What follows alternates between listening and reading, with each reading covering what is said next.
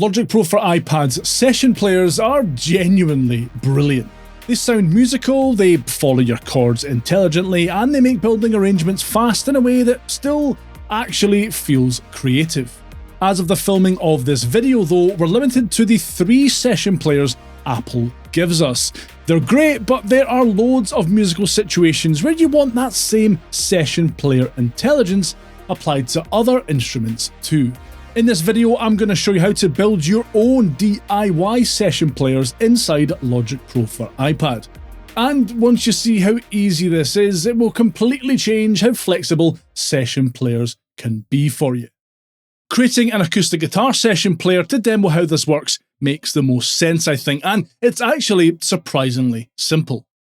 I'm starting off with the keyboard session player here, as I can easily dial in different chords and voicings that suit an acoustic guitar sound well. To keep things really straightforward, I'll use one of Logic Pro's built-in guitar patches.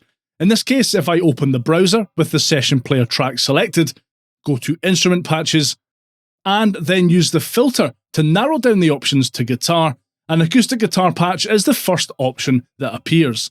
I can either drag the patch over to the session player track header or tap the replace button, then tap on the patch to load it.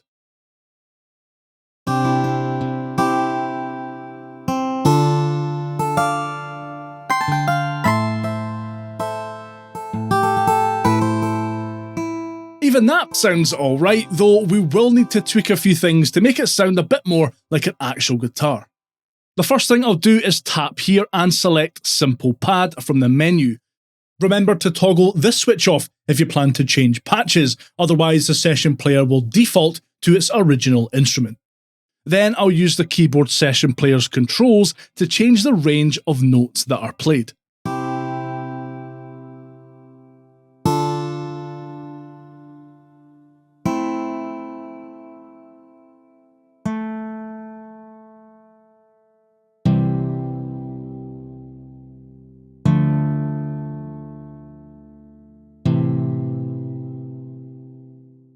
The left and right hand voicing options kind of correspond to what your hands do when playing a guitar as well, though inverted, assuming that you're right-handed. I'll adjust the left hand voicing to root only, though some of these other options do provide a more full chord sound if that's what you're going for.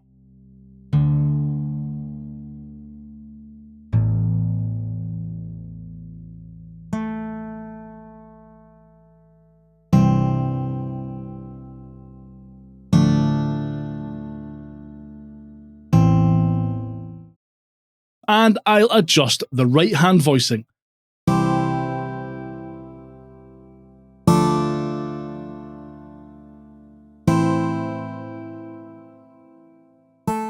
I do like how stacked sounds, but it plays back 7 notes, which does sound maybe a little bit unnatural for an acoustic guitar. So I'll maybe just stick with the full chord option.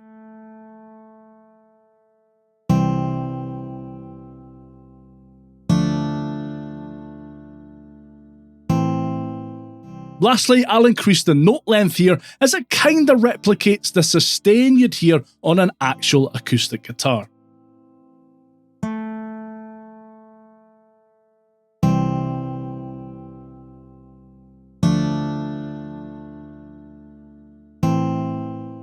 That's pretty much the basics of it really, though you can make it sound even better by applying things like a spring reverb in Space Designer, for example, which is already applied on the acoustic guitar patch we loaded at the start.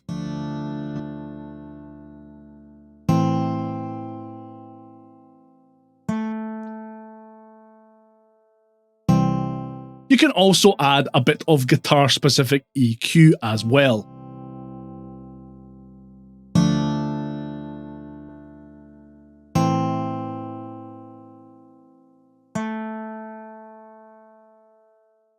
Or you can even add additional guitar session player tracks. I've added another DIY guitar session player track here and have it set up to be really quite similar to the first. I've panned the first track hard left and this new track hard right. Because these are essentially MIDI, they sound almost exactly the same. To try and combat that, I've adjusted the intensity of each track and changed the note start time of the second track just slightly, so that the notes don't hit at exactly the same time.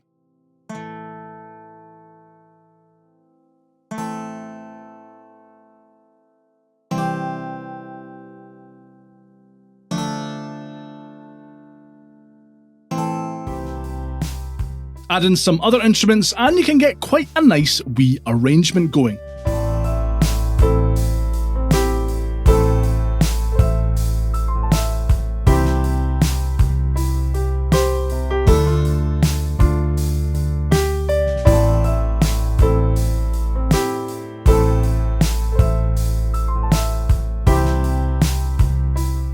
You can do this with pretty much any of Logic Pro's built-in instruments with varying degrees of success.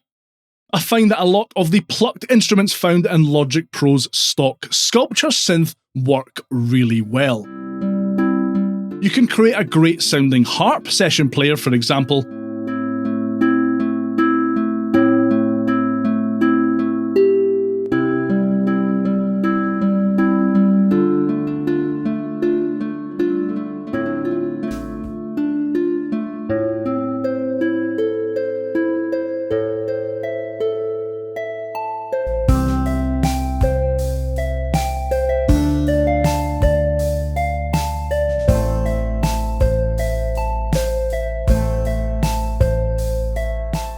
a clean electric guitar session player,